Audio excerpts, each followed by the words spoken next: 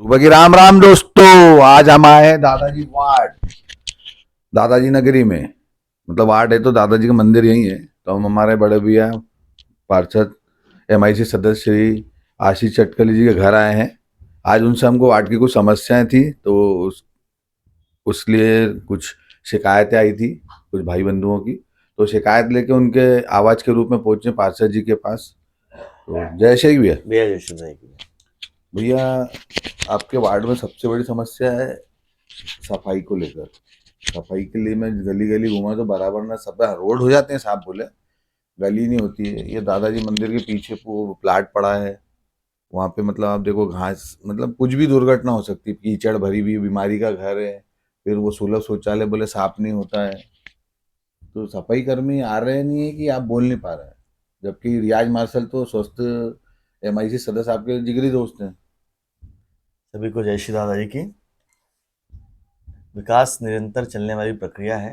निश्चित रूप से वार्ड में ऐसा नहीं बोलता हूँ कि 100% पूरी व्यवस्था यहाँ पे हो चुकी है। कुछ ना कुछ कमी खामियां हैं। और बबलू भाई, आप भी जानते हैं कि जो दादाजी वार्ड है, ये खंडवा के जो हमारे सबके नेता थे आदरणीय हुकुमचंद जी यादव जी, उनके द्वारा बसाया गया ये वार्ड था। और आप देखेंगे बबलू भैया कि आज से 10-15 वर्ष पूर्व दादाजी वार्ड की स्थिति क्या थी और आज स्थिति क्या है। यहाँ पर हम देखते थे कि कीचड़ कितना हुआ करता था, नालियों की स्थिति खराब थी, रोड नहीं थे, सड़क नहीं थी, पानी नहीं थी। पर भारतीय जनता पार्टी की सरकार बनी और भारतीय जनता पार्टी के पिछले 2-3 बार से महापौर बने, तो धीरे धीरे यहाँ की स्थिति सुधरी भी है। भाई महापौर 2-3 बार से कैसे बने? सिर्फ एक ही बार परिषद में बनी अणिमा, मुझे बाकी तो सब बीजेपी के ही बनते हुए आ हाँ, रहे हैं। बीजेपी की बने हैं, वही बोल रहा हूँ मैं कि भारतीय जनता पार्टी की जब से सरकार बनी है तो धीरे धीरे कॉलोनी का, हमारे दादाजी वार्ड का विकास हुआ है। आप भी देखते होंगे, हम छोटे थे तो उसमें कितनी कीचड़ होती थी, यहाँ पे नालियाँ नहीं थी, रास्ते नहीं थे, लाइट नहीं थी। पर धीरे धीरे लाइट, रास्ते, पानी, आजकल गलियां पक्की हो गई है। और चूंकि कॉलोनी हमारी पुरानी हो गई है तो नालियों की समस्या तो है यहाँ पे। और हमने प्रस्ताव बना के हमारे महापौर जी हैं उनको दिया हुआ है और धीरे धीरे स्वीकृत हो रहे हैं और काम भी उसका हम चालू कर रहे हैं। अभी आचार संहिता के क्रम काम रुका हुआ था, जो काम स्वीकृत हो चुके हैं, उनके टेंडर भी लग गए हैं। और आने वाले दिनों में हमारे जो त्रिदेव हैं, हमारे सांसद जी हैं, जो नए विधायक हमारे बनने वाले हैं, हमारे महापौर जी हैं, इनके द्वारा जो भी हमको राशि मिलेगी हमारे वार्ड के लिए, तो उसको हम काम जो अधूरे है उसको पूरा करने का प्रयास करेंगे। भैया, ये सब पार्षदों को तकिया कलम आ गया कि आचार संहिता आचार संहिता, आचार 18 महीने हो गए, तो आचार संहिता तो अभी लगी है। नहीं, इसके पूर्व भी काम हुए हैं। जैसे गुरु पूर्णिमा के पहले यही रोड पे हम, जो आप बता रहे हैं, मंडी जाते हैं, यहाँ एक मूलभूत सेवा केंद्र के सामने बहुत पानी भरा रहता था। जी। मेरे चुनाव में भी काफी विषय उठाया है, विरोधी ने भी उठाया है। तो मैं जैसे ही जीता तो मैंने वहाँ के वार्ड वासियों को बोला था, तो वो जबकि रोड नगर निगम में था फिर भी हमने महापौर जी से निवेदन किया, तो वो रोड हमने बनाया है मूलभूत सेवा केंद्र के सामने, पूरा उसको पक्का किया हुआ है। और भी अन्य गलियां उसको पूरी करी है। अभी जैसी आचार संहिता हटेगी तो फाइल उसकी तैयार हो गई, स्वीकृत भी होगी, टेंडर भी लग गया है।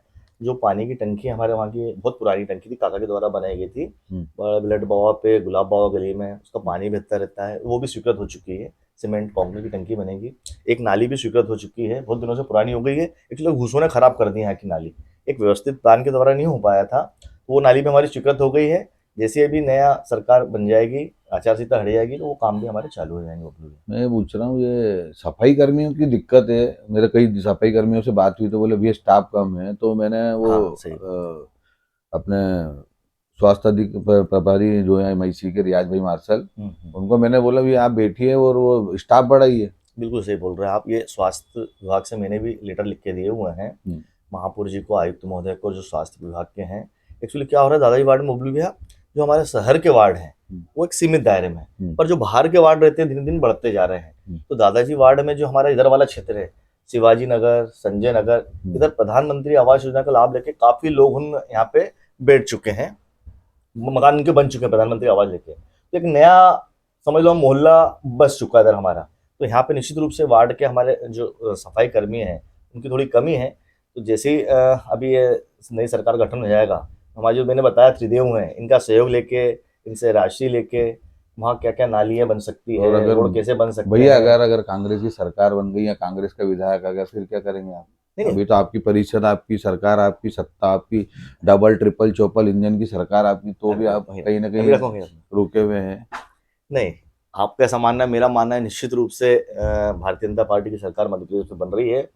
और बबलू भैया, आप भी जानते हैं और पूरे हमारे खंडवा वासी, प्रदेशवासी जानते हैं कि स्वतंत्र भारत के बाद जितनी जन कल्याणकारी योजना है, एक गरीबों का जितना भला किसी ने अगर किया है, केंद्र में मोदी सरकार ने किया है और मध्य प्रदेश में शिवराज जी सरकार ने किया है। कोई भी व्यक्ति ऐसा नहीं बोल सकता कि मैं योजनाओं का लाभ नहीं ले पा रहा हूँ। प्रत्यक्ष या अप्रत्यक्ष रूप से योजनाओं का लाभ मैं ले बोल रहे हैं। सकता हूँ भैया, मैं नहीं लेता हूँ लाभ।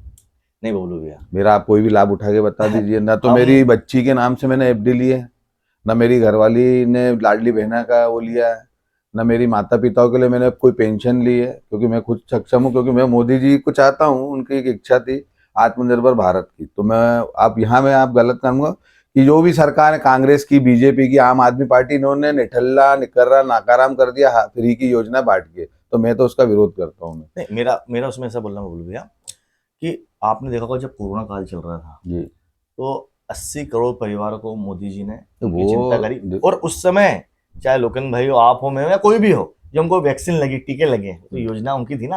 आपने वैक्सीन लगी उनकी, नहीं, मेरे को वो वैक्सीन आप लगी, वो तो तो हमारे कहीं ना कहीं ये योजनाओं का लाभ हम लोगों को मिला ही है ना वो भैया। प्रधान सेवक हैं, वो चीज तो उनको करना पड़ेगी। हम्म। कर रहे हैं और बहुत अच्छी बात है, वो भगवान तुल्य है। तू संपन्न है, सब थोड़ी संपन्न है भाई। नहीं, मेरी बात नहीं समझे क्या? आप, मेरी बात सुन लो। आप जिनके नेतृत्व में आप पार्टी, जिस पार्टी से आप चल रहे हो, उसके आदर्शों को नहीं आप मान रहे हो। उनका आदर्श है आत्मनिर्भर भारत। आत्मनिर्भर क्या होता है कि जब मैं मेरे माँ बाप को नहीं पाल सकता तो मेरे को थू है मेरे जीवन पे। मैं मतलब मेरे वृद्ध माता पिता की सेवा नहीं कर सकता तो मेरे को तो जीने का अधिकार नहीं है।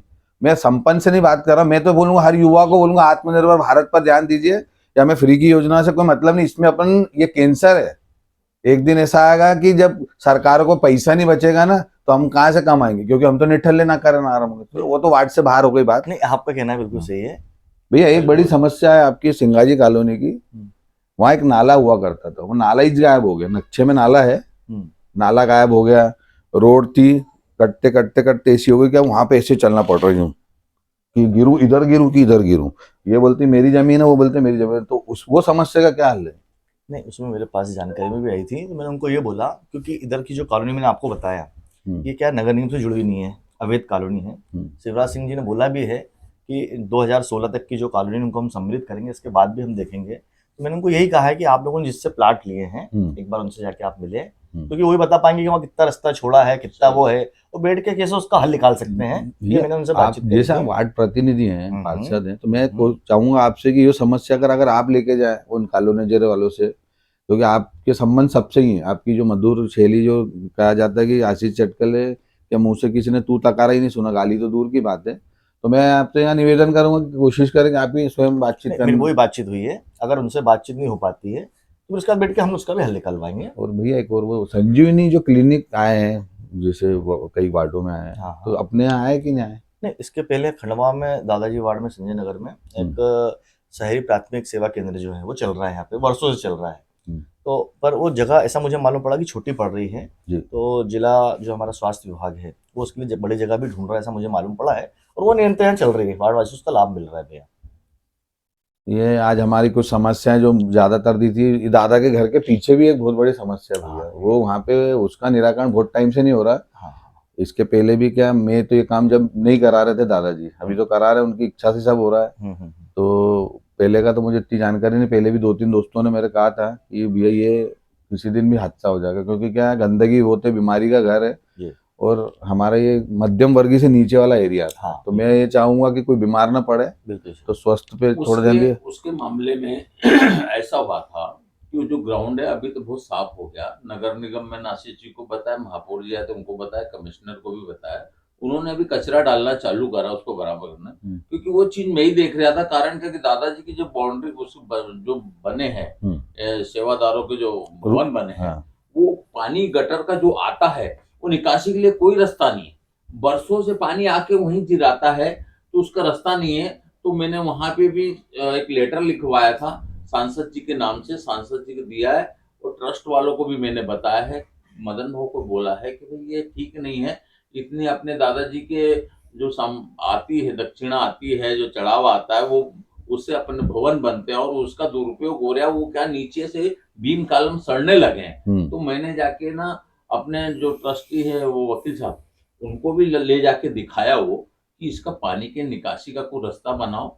ये पानी के ऊपर से गिरते रहता है, यहाँ डाबरा भराता रहता है, इनमें से जो नहाते धोते वो पानी यहाँ निकलने की जगह नहीं। 5-6 भवन है, ये हरिहर भवन है, इसके पानी के निकलने की भी व्यवस्था नहीं है। तो अभी एक बना है, तो आशीष जी ने बताया कि अपन वहाँ एक बगीचा बना रहे हैं, वो बगीचा उसमें एक बना हुआ नाली निकालेंगे, वो नाली सीधी वहां जाएगी। वो कुछ कारण से अभी काम रुक गया है, लेकिन वो प्रक्रिया में है। मैंने इनसे बोला थे, बोले यार वो प्रक्रिया में है, अपन ने करवा दिया है। लेकिन मैंने जो विषय बताया बोलू भैया, एक्चुअली क्या हमारे इधर क्षेत्र में एक भी बगीचा नहीं दादाजी वार्ड में। तो लोगिन भाई जो समस्या बता रहे हैं उसमें सांसद जी का भी लेटर उसमें गया हुआ है। तो पानी की निकासी करके हम इधर मेन रोड पे धीरे सोने के मकान के अंदर जुड़वा देंगे उसको। लंबी लाइन वो बन भी गई है, फाइल वो भी तैयार है स्वीकृति वाली भी। और उस बहाने क्या होगा, इस क्षेत्र में बच्चों के लिए खेलने के लिए बगीचा, ओपन जिम वगैरह के प्रस्ताव बन के तैयार है वहाँ पे दिया। और जैसे सेंक्शन हो जाएगा तो यहाँ काम वाला भी चालू हो जाएगा। आज हम आए समस्या लेके वार्ड की, हमारे सुपर पार्षद जी से बात हुई। आज पार्षद जी के प्रतिनिधि के रूप में उनके बड़े भाई हमारे बड़े दादा भाई हैं वो दादा। लोकेन दादा, उनको भी हमने तकलीफ दी थी क्योंकि वो वार्ड के वरिष्ठ है। वरिष्ठ हैं भैया। तो वरी उनसे भी पूछना था, कुछ जानकारी लेना था।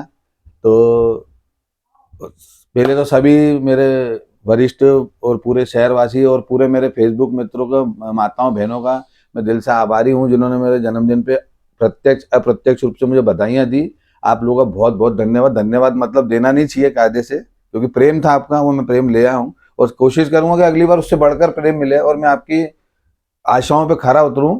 अगर मुझसे कोई भूल चूक हुई हो तो मुझे माफ करें। आपका बबलू राजानी। जय श्री दादाजी की। जय श्री दादा जी, जय श्री दादा जी।